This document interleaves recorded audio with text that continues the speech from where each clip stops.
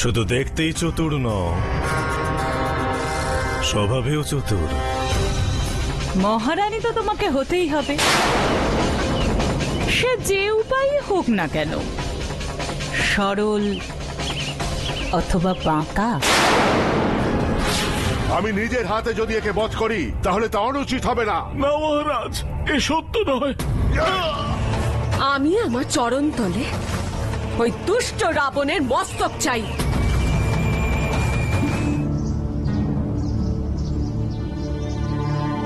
আপনি এরকম কেন চান যে আমি আমার প্রতিজ্ঞা ফিরিয়ে নিই? আমি আপনার মিত্র, আর আমার স্বার্থের কারণে আপনার প্রাণ পণ রাখতে পারি না প্রভু। আমি ক্ষমা চাইছি প্রভু। আমি জানি আমি কি বলছি। আমি নিজের চোখে বালির বল আর তার শক্তি দেখেছি।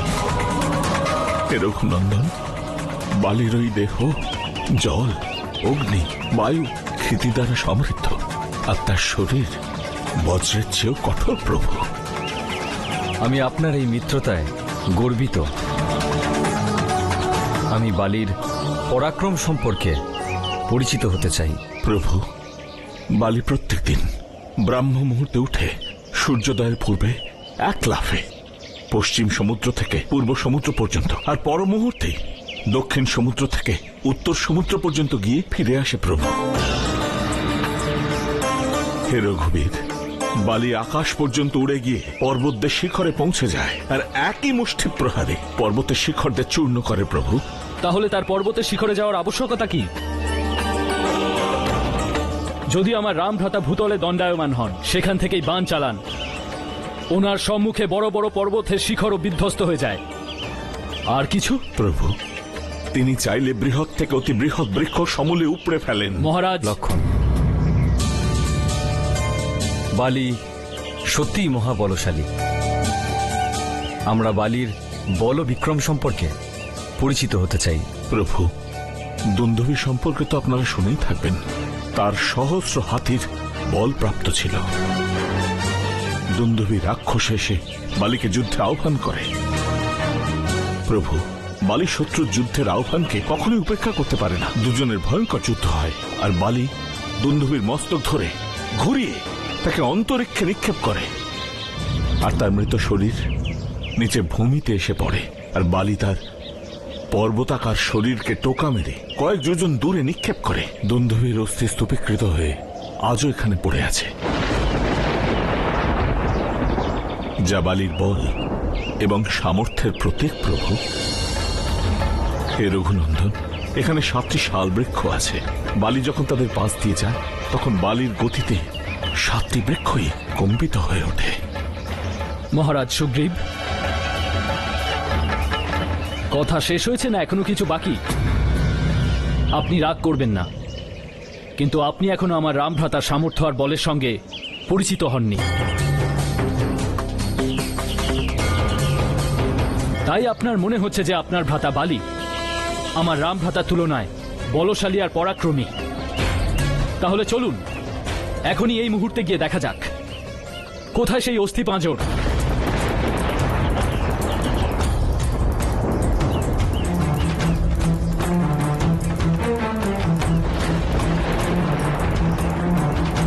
শ্রীরাম, ওই দেখুন দুন্দুভির অস্থি স্তূপ। ভ্রাতা, দেখিয়ে দিন সকলকে আপনার কনিষ্ঠতম অঙ্গুলি কি করতে পারে। এগিয়ে যান ভ্রাতা।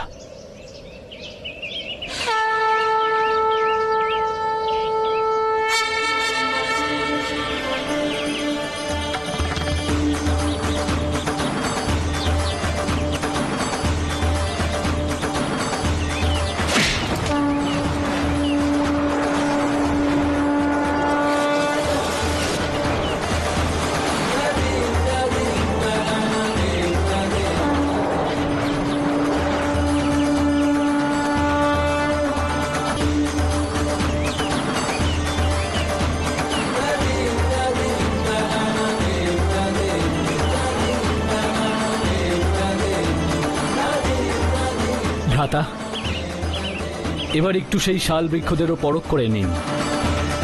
চলুন মহারাজ সুগ্রীব।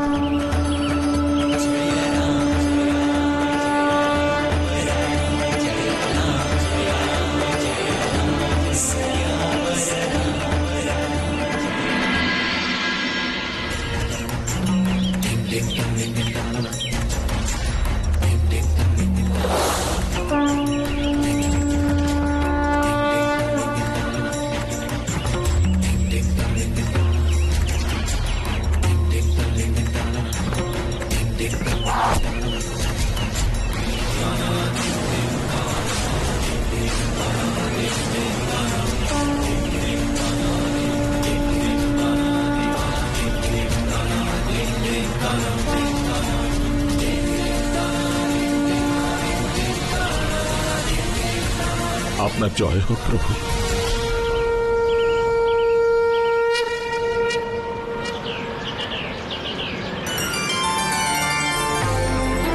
এবার আপনার মিত্রকে বিশ্বাস হয়েছে মহারাজ সুগ্রীব? ক্ষমা করবেন প্রভু, এবার নিজের বিজয়ে সম্পূর্ণ বিশ্বাস হয়েছে। আমি আপনার শক্তি এবং পরাক্রমকে সন্দেহ করেছি, তার জন্য আমি ক্ষমা প্রার্থী। চলুন প্রভু, এখান থেকে আমরা এগোই।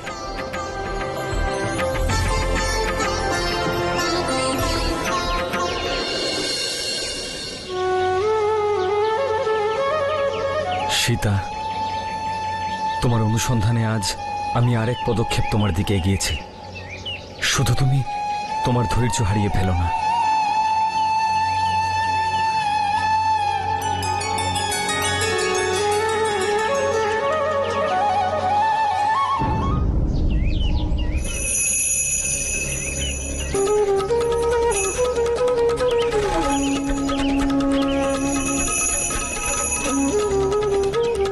এই বনবাসী বস্ত্র তোমাকে শোভা পায় না সীতা। তোমার মতো সুন্দরীকে তো সর্বদা সুন্দর বস্ত্র আর অলংকারে থাকা উচিত। শৃঙ্গার তো নারীর অধিকার। দেখো আমি তোমার জন্য কি এনেছি।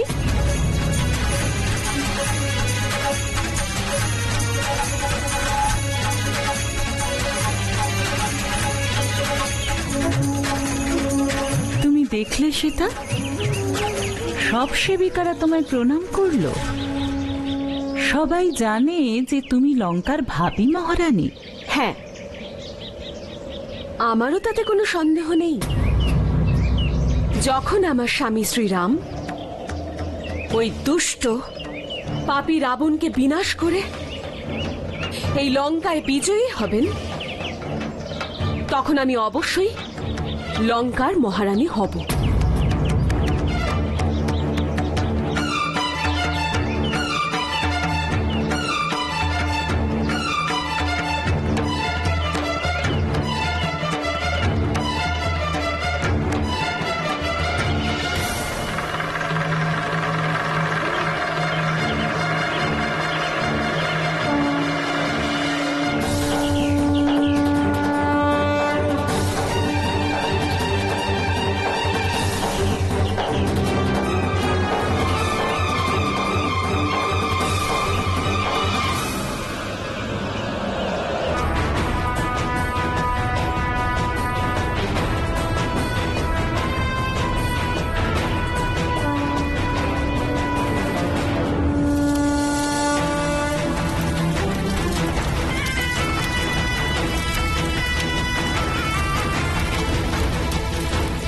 দেখো, এটা ভালো করে দেখে নাও। ওই দুষ্ট রাবণের লঙ্কার এই অবস্থা হতে চলেছে যখন আমার স্বামী শ্রীরাম এই লঙ্কার মাটিতে তার চরণ রাখবেন। সীতা,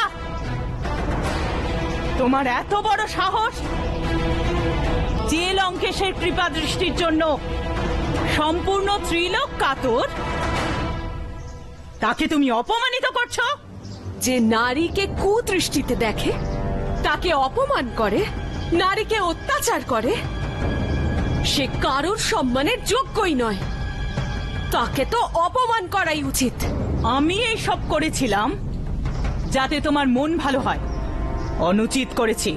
হয়তো তুমি জানোই না যে লঙ্কেশের এই আজ্ঞা আছে যে সীতা যদি না মানে তাহলে যেন তাকে হত্যা করা হয়।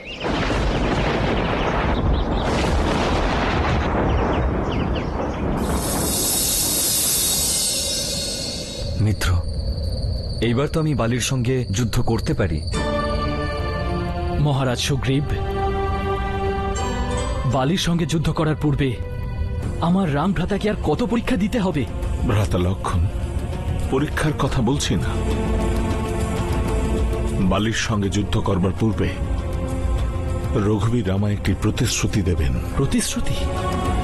কি প্রতিশ্রুতি মিত্র? মিত্র বলছেন অথচ মিত্রতায় বিশ্বাস নেই। তবে ঠিক আছে, আপনি বলুন। আমি প্রতিশ্রুতি দিচ্ছি, আপনি যা চাইবেন আমি দেব। আপনি বালির সম্মুখে আসবেন না। তবে আমি যুদ্ধ কেমন করে করব? বালিকে সম্মুখ সমরে নয়, লুকিয়ে প্রহার করবেন। এ আপনি কি বলছেন মহারাজ সুগ্রীব? হ্যাঁ প্রভু, কারণ আমি চাই না যে আমার মিত্রের বল, তার পরাক্রম আর তার শক্তি বালির সঙ্গে যুদ্ধে নষ্ট হয়ে যায়। আপনি কি বলতে চাইছেন স্পষ্ট করে বলুন মহারাজ সুগ্রীব। ভ্রাতা লক্ষণ, বালি আশীর্বাদ প্রাপ্ত। যে বালির সঙ্গে যুদ্ধের সম্মুখে আসবে তার অর্ধেক বল বালির প্রাপ্তি হবে। আমায় প্রতিশ্রুতি দিন যে আপনি বালির ওপর লুকিয়ে আঘাত করবেন। আপনার নিজ বল, পরাক্রম আর নিজের শক্তি রাবণের সঙ্গে যুদ্ধের জন্য বাঁচিয়ে রাখবেন। না মিত্র, আমি এই পাপ করতে পারবো না। লুকিয়ে প্রহার করা কাপুরুষতাই নয়, দুর্নীতি, অন্যায়। আর এই রাম কখনো অন্যায় করবে না। কিন্তু ভ্রাতা, যে স্বয়ং দুর্নীতি আর অন্যায় করছে, আপনি তাকে দণ্ড দেবেন না? আর যুদ্ধনীতি, এ কথাও তো বলে রঘুনন্দন। যদি কোনো শত্রু তার বল আর পরাক্রমের অপব্যবহার করে, কাউকে লুণ্ঠন করে, কারো তাকে বলপূর্বক তার ধন, তার লক্ষ্মী, তার রাজ্য ছিনিয়ে নেয়, তাহলে সে দয়া আর ক্ষমার পাত্র থাকে না। তাকে বধ করাই উচিত কার্য। কিন্তু তাকে তার দোষ অপরাধ ব্যক্ত করে, সাবধান করে, তাকে যুদ্ধে আহ্বান করে, ছলনার দ্বারা নয়। তাহলে তো প্রভু, যে বলহীন সে কখনো ন্যায় লাভ করবে না। কারণ বলহীন তো বলশালীর সঙ্গে কখনোই জিততে পারবে না। তাহলে কি বলহীনকে ন্যায় দান যুদ্ধে বর্জিত প্রভু? ভ্রাতা, আপনি যুদ্ধ করছেন না, আপনি তো কেবল ন্যায় দান করছেন মহারাজ সুগ্রীবকে। আর আমি যে বালির সঙ্গে অন্যায় করছি? ভ্রাতা, আমার বিবেচনায় অন্যায়কারীর সঙ্গে অন্যায় করা কোনো অন্যায় নয়। মহারাজ উচিত কথাই বলছেন। আমি তো কখনো অনুচিত বলিনি। প্রতিশ্রুতি দিচ্ছি, আপনি যা বলবেন আমি তাই করব। তাহলে কিষ্কিন্ধার উদ্দেশ্যে আমরা আগামীকাল প্রাতে রওনা দেব।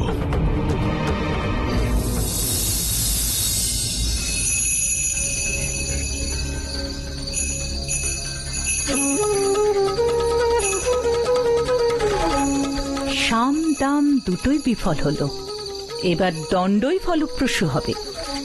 এবার দেখো সীতা, আমি তোমার কি অবস্থা করি।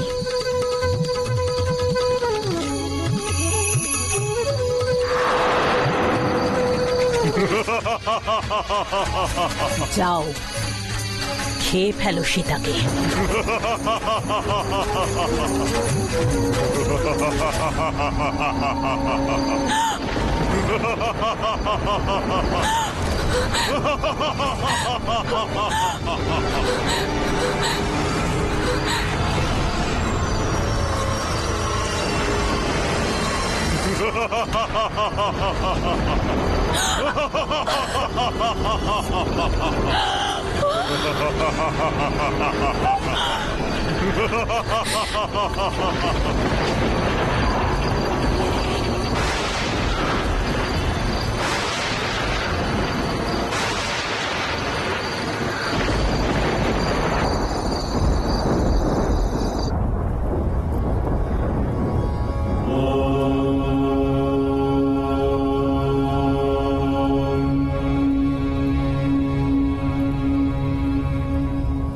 কি ব্যাপার বিভীষণ?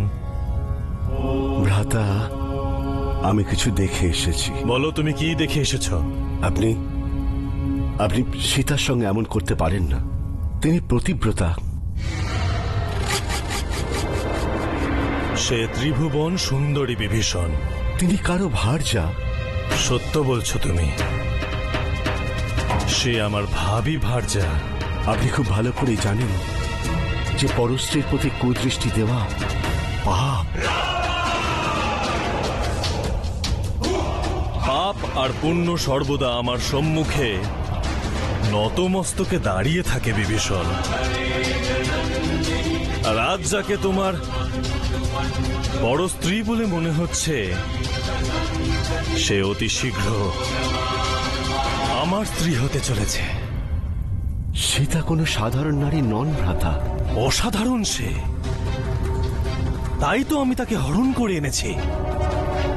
অসাধারণ লঙ্কেশের স্ত্রী তো কোনো অসাধারণ নারীরই হওয়া উচিত, তাই না? সীতা আমাদের সংকটের কারণ হতে পারেন। লঙ্কের সকল সংকট মোচনের জন্য তৈরি বিভীষণ। কিন্তু ভ্রাতা, যথেষ্ট।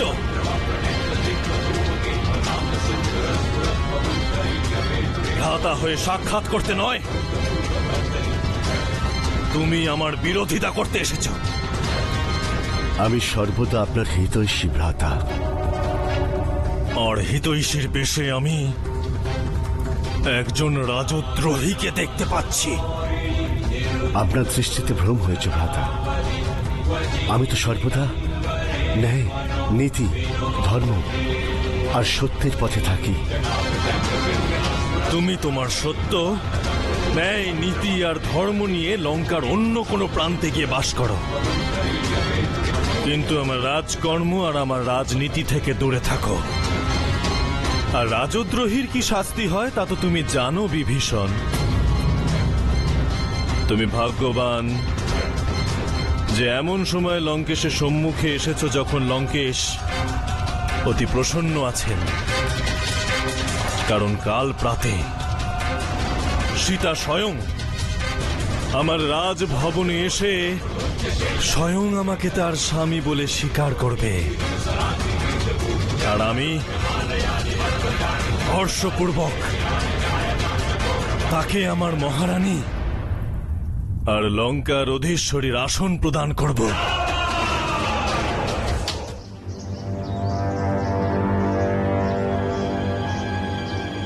বলি, বাইরে এসো আর আমার সঙ্গে দ্বন্দ্বযুদ্ধ করো। আমি শীঘ্রই তোমায় যুদ্ধে আহ্বান করছি। বলি, সাহস থাকলে কিষ্কিন্ধার জঙ্গলে এসে আমার সঙ্গে যুদ্ধ করো। সেখানে আমি তোমার প্রতীক্ষা করছি।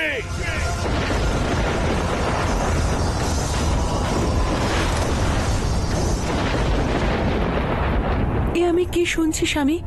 কেউ আপনাকে প্ররোচিত করছে? সুগ্রীব করছে। জানি না এত বছর পর অকস্মাৎ তার কি হয়েছে যে আমাকে যুদ্ধের জন্য আহ্বান করছে। স্বামী, উতলা হবেন না। সে কিছুক্ষণ কোলাহল করবে, তারপর স্বয়ং ফিরে যাবে। না তারা, কেউ যুদ্ধের জন্য আহ্বান করবে আর আমি ঘরে বসে বিশ্রাম করব? না। বলি, আরে ভয় পেয়ে কি স্ত্রীর আঁচলে মুখ লুকোলে? আমি শীঘ্রই ফিরবো। স্বামী, সে আপনার কনিষ্ঠ ভ্রাতা, তাকে রাজভবনে ডাকুন, ভালোবেসে বোঝান। যুদ্ধতে তো শুধুমাত্র ক্ষতি আপনারও আর তারও। আমার ক্ষতি ওই কাপুরুষের হাতে? অসম্ভব। বালি, আরে এই বালি, নির্বল, কোথায় লুকিয়ে আছিস? আয় আমার সঙ্গে লড়াই কর, যুদ্ধ কর আমার সঙ্গে।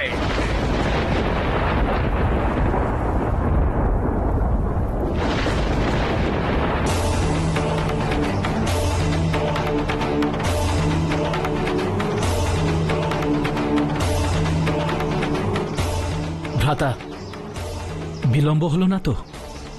প্রভু, ও আসছে।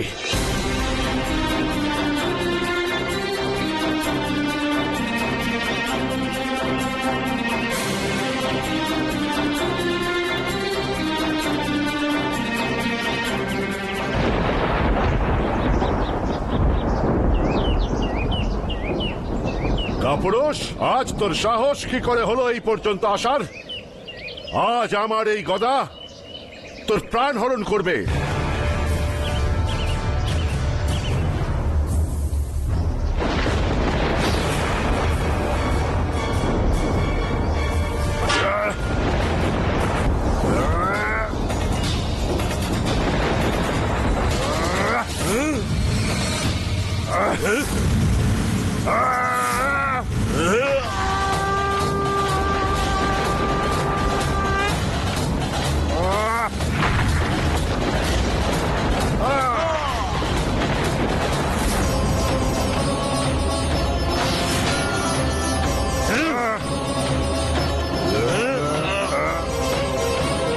ভ্রাতা, আপনি বান কেন চালাচ্ছেন না?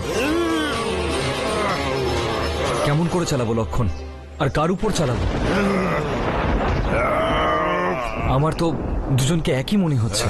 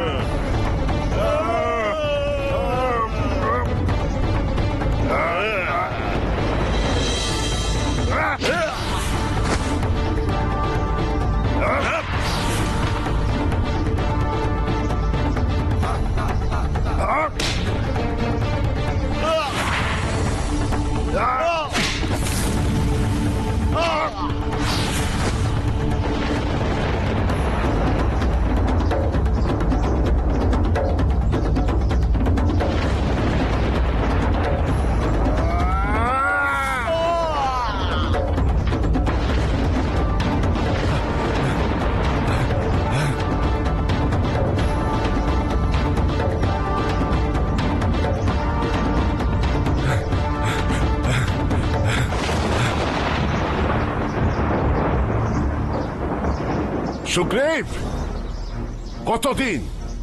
কতদিন মাতঙ্গ ঋষির অভিশাপ তোমার এই জীবন রক্ষা করতে পারে তা আমিও দেখব। এবার আমার হাত থেকে তোমার নিস্তার নেই সুগ্রীব।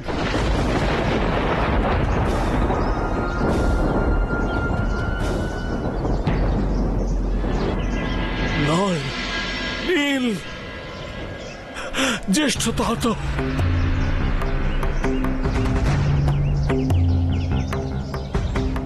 মহারাজ সুগ্রীব, মহারাজ সুগ্রীব, আপনার এই দশা কে করেছে মহারাজ সুগ্রীব? হ্যাঁ, আপনার এই দশা? পালিয়ে এসেছি তাই জীবিত আছি।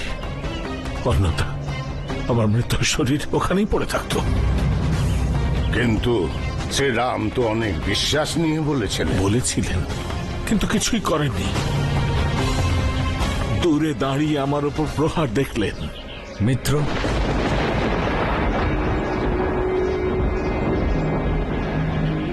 মিত্র বললেন আমায়? আপনার মতো মিত্র থাকলে শত্রুত্ব কারোর প্রয়োজনই পড়বে না।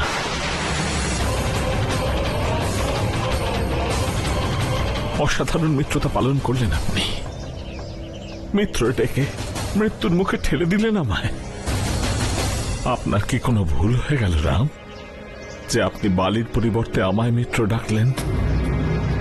মহারাজ সুগ্রীব, যখন আমার উপর প্রহারের পর প্রহার হচ্ছিল, আপনার মুখ থেকে তখন একটি শব্দও বেরোয়নি। তখন আপনার ভ্রাতাকে কেন আমায় দেওয়া প্রতিশ্রুতির কথা মনে করাননি? কেন বালিকে বধ করলেন না রাম? আমি আপনাকে প্রশ্ন করছি রাম, উত্তর দিন। বালিকে যদি হত্যা করতে না চাইছিলেন রাম, তাহলে প্রতিশ্রুতি কেন দিলেন? কেন আমায় যুদ্ধ করতে ওই কালের মুখে ঠেলে দিলেন রাম? আপনাদের মিত্রতা কি এমনই? মহারাজ সুগ্রীব, কিছু শোনার দরকার নেই আমার। আপনার সামনে হাত জোর করছি, আপনাদের কোনো সহায়তা আর চাই না। আপনাদের মিত্রতার প্রমাণ পেয়েছি। আপনি যা করেছেন তার উত্তরদায়িত্ব আপনার।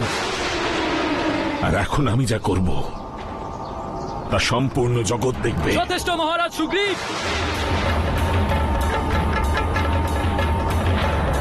যদি আর একটিও অপমানজনক শব্দ আপনি আমার রাম ভ্রাতা সম্পর্কে বলেন, তাহলে আমার এই বাণ আপনার বক্ষে গিয়ে বিঁধবে।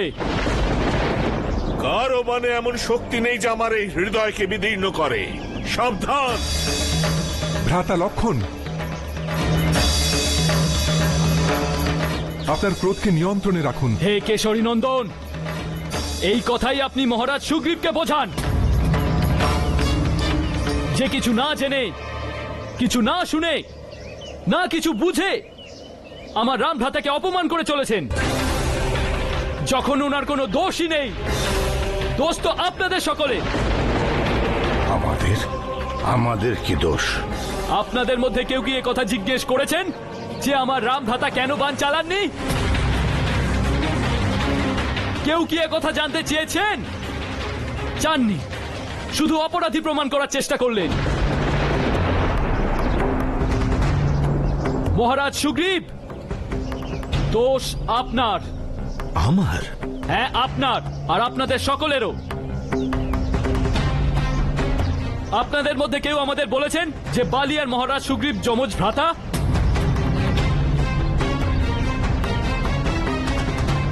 আপনাদের মধ্যে কি কেউ আমাদের বলেছেন যে ওদের রং আর রূপ একই রকম, ওরা একই রকম বস্ত্র পরেন? বলেননি না? তাহলে আমার রাম ভ্রাতা কি করে চিনবেন যে কে বালি আর কে সুগ্রীব?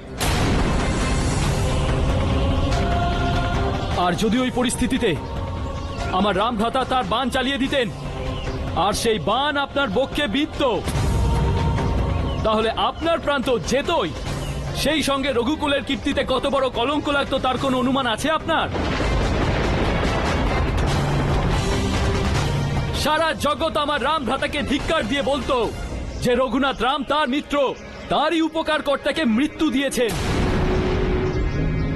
মহারাজ সুগ্রীব, কিছু না জেনে শুনে মিত্রের ওপর লাঞ্ছনাকারী মিত্র আমাদের চাই না। বৌদিকেও খুঁজে পেতে আমাদের আপনার সাহায্যের কোনো প্রয়োজন নেই। আমরা স্বয়ংই বৌদিকে খুঁজে নেব।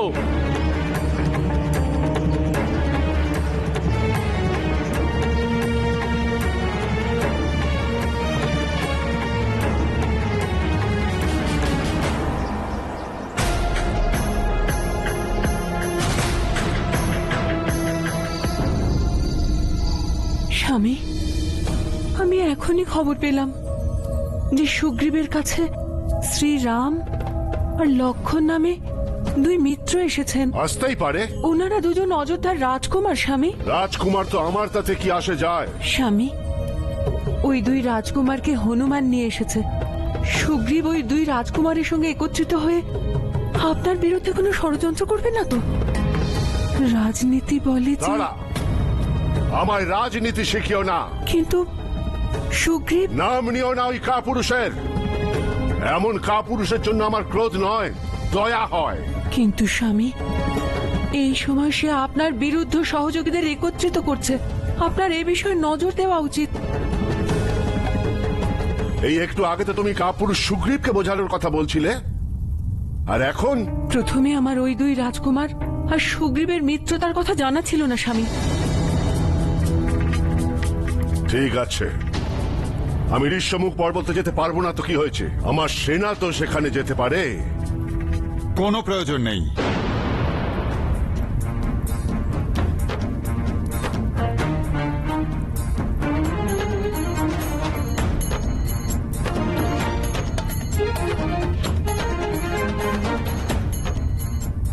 পিতা, আমি থাকতে আপনার সেনা পাঠাবার কোনো প্রয়োজন নেই। আমি স্বয়ং সেখানে গিয়ে আপনার শত্রুকে দমন করব।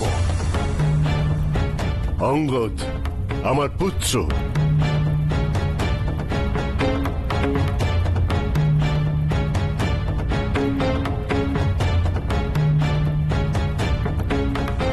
যুগ যুগ বেঁচে থাকো পুত্র। পিতা, যে পুত্রের জীবন তার পিতার কার্যে না লাগে, সেই পুত্রের যুগ যুগ বেঁচে থেকে কি লাভ? তাহলে কি কার্য করতে চাও পিতার জন্য?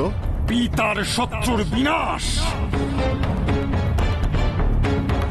পিতা, আমি কাল প্রাতে গিয়েই ওদের ওপর আক্রমণ করব।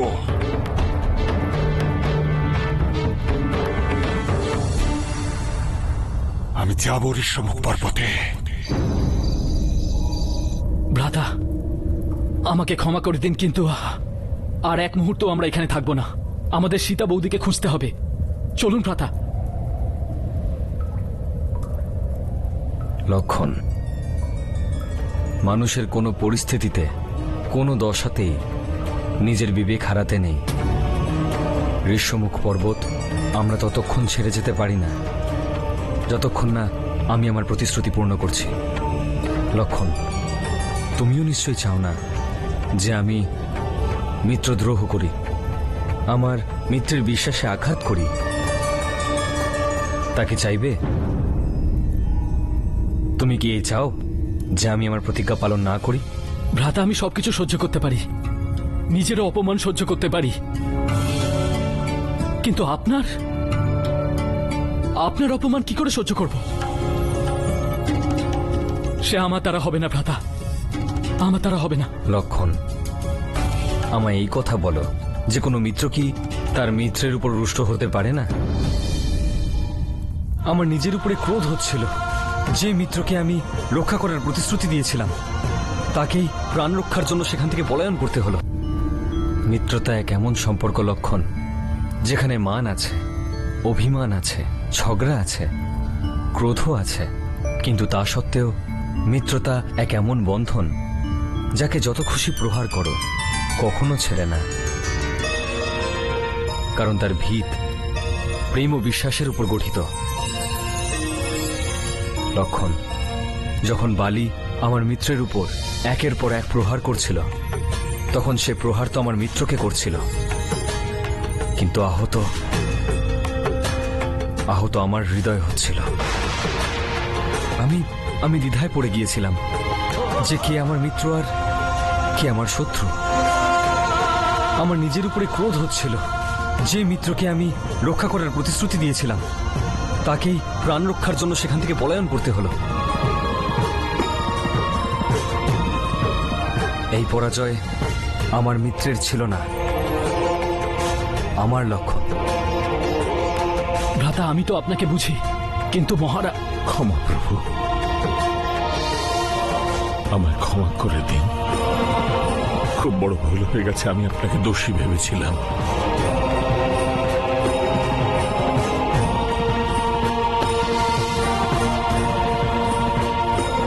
হ্যাঁ প্রভু, হয়তো বালির ভয়ের কারণে মহারাজ সুগ্রীবের বুদ্ধিভ্রষ্ট হয়েছিল। মিত্র, লক্ষণ ক্রোধিত হয়ে যা বলেছে তা ভুলে যান। আপনি নিজেকে অপরাধী ভাববেন না। মহারাজ সুগ্রীব, বালিকে যুদ্ধে আহ্বান করার উচিত সময় হলে আপনি আমাকে বলবেন, এবার কোনো ভুল হবে না। বালি তার দুর্ব্যবহারের দণ্ড অবশ্যই পাবে। আমার চিন্তার প্রয়োজন নেই প্রভু। কাল প্রাতে সূর্যোদয় হতেই আমি কিষ্কিন্ধায় গিয়ে বালিকে যুদ্ধের জন্য আহ্বান করব। ক্ষমা চাইছে প্রভু, কিন্তু প্রথমবার যে সমস্যা ছিল যার কারণে আপনি বান চালাতে পারেননি, তা সে সমস্যা আর হবে না। এইবার আমি আমার মিত্রকে চিনে নেব। লক্ষণ, হ্যাঁ ভ্রাতা। প্রাতে আমাদের প্রস্থানের পূর্বে তুমি একটি প্রস্ফুটিত পুষ্পমালা মহারাজ সুগ্রীবের কণ্ঠে পড়িও। সেটাই আপনার পরিচয় হবে মহারাজ।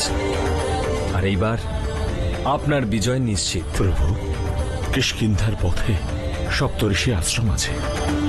প্রাতে ওই দিব্য সপ্তজন আশ্রমে আশীর্বাদ গ্রহণ করব, তারপরে যেমন আপনার ইচ্ছা মহারাজ। কাল সূর্যোদয় হতেই আমরা প্রস্থান করব।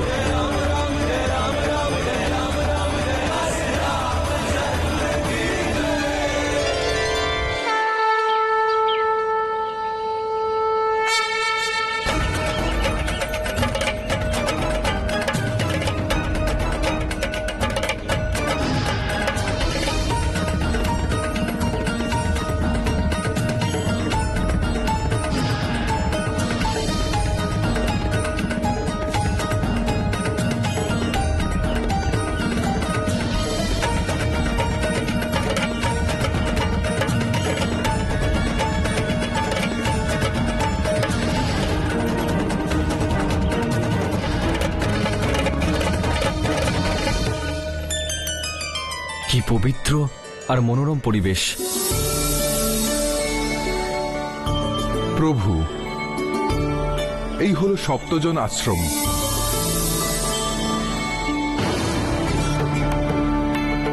প্রভু, এখানে সপ্তজন নামে 7 ঋষি থাকতেন, যার কারণে এই আশ্রমের নাম সপ্তজন আশ্রম রাখা হয়েছে। প্রভু, ওই 7 মুনি এই জলাশয়ে মস্তক জলে আর পদ জলের বাইরে রেখে শীর্ষাসনের মুদ্রায় 7 দিন পর্যন্ত ব্রত পালন করতেন।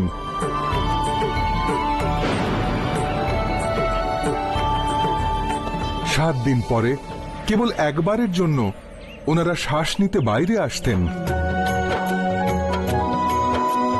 সেই বায়ু সেবনই ওনাদের আহার ছিল।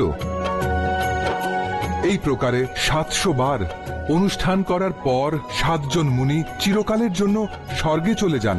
হে রঘুনন্দন রাম, যে কেউ সত্যনিষ্ঠ হৃদয়ে ওনাদের প্রণাম করেন তার মার্গে পতিত অশুভ ছায়া নষ্ট হয়ে যায়।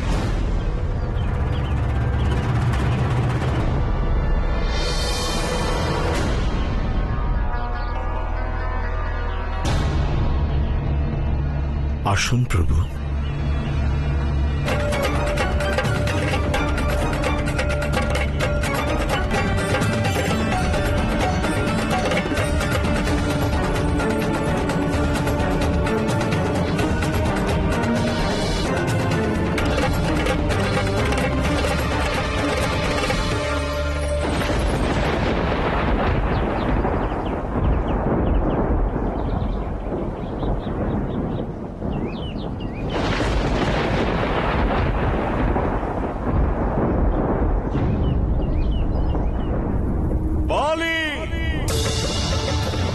বালি, বাইরে এসো। বালি, কোথায় লুকিয়ে আছো কাপুরুষ? তোমার মৃত্যু তোমার ডাকছে। দেখেছো তারা কি প্রবল ইচ্ছা সুগ্রীবের মনে পরলোকে যাওয়ার জন্য, যে বারবার আমায় যুদ্ধ আহ্বান করতে আসে। এবার তোমার মৃত্যু সঙ্গে নিয়ে এসেছি। আচ্ছা, তাহলে দেখা যাক মৃত্যু কাকে তার সঙ্গে নিয়ে যায়, তোমায় না আমায়। ঠিক আছে, আমার সঙ্গে কিষ্কিন্ধার জঙ্গলে সাক্ষাৎ করো। তাহলে পালিয়ে যাও না সুগ্রীব। গতবারেও আমি পালিয়ে যাইনি, তোমাকে জীবিত ছেড়ে দিয়েছিলাম, তাই চলে গিয়েছিলাম। তারা আজ আমি একে চিরকালের মতো জীবন মুক্ত করে দেব। দাঁড়ান স্বামী, দাঁড়ান, আপনি যাবেন না। আমার মন বলছে যে কিছু খারাপ ঘটতে চলেছে। অবশ্যই ও কোনো সহায়তা পেয়েছে, যাতে ওর যুদ্ধে বিজয়ী হওয়ার আশা তৈরি হয়েছে। দাঁড়া, আজ শীঘ্রই আমি ওর সকল আশা ধরাশায়ী করে দিয়ে আসছি। না স্বামী, না, আপনি যাবেন না। ওই 2 ভ্রাতা রাম আর লক্ষণ সুগ্রীবের সঙ্গে আছে। নিজেকে বলবান মনে করলে আমার সঙ্গে যুদ্ধ কর, না হলে চিরকালের জন্য নিজের গদা ত্যাগ কর কাপুরুষ। ও আমাকে নয়, নিজের মৃত্যুকে আহ্বান করছে। দাঁড়াও কাপুরুষ, মহাবলী এখনই আসছে তোমাকে বলি দিতে।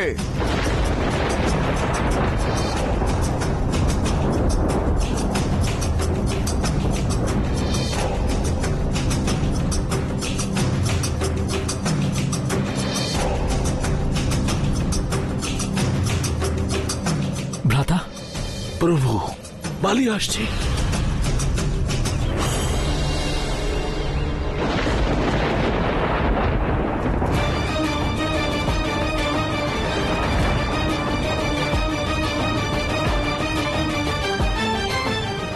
মৃত্যুর জন্য খুব অধীর হয়ে উঠেছিস কাপুরুষ সুগ্রীব। এবার তো তোমাকে হত্যা করবার পরই আমার শান্তি হবে। নির্বল ভীরু মুশিক তুই, আমায় হত্যার পূর্বে নিজের প্রান্ত রক্ষা কর।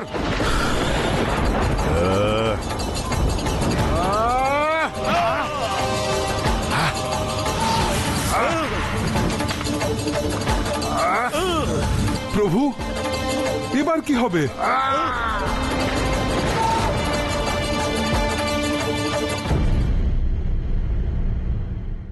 আমি বুঝতে পারছি না যে আমার লক্ষ্য কে হবে, এদের মধ্যে সুগ্রীবকে আর বালিকে।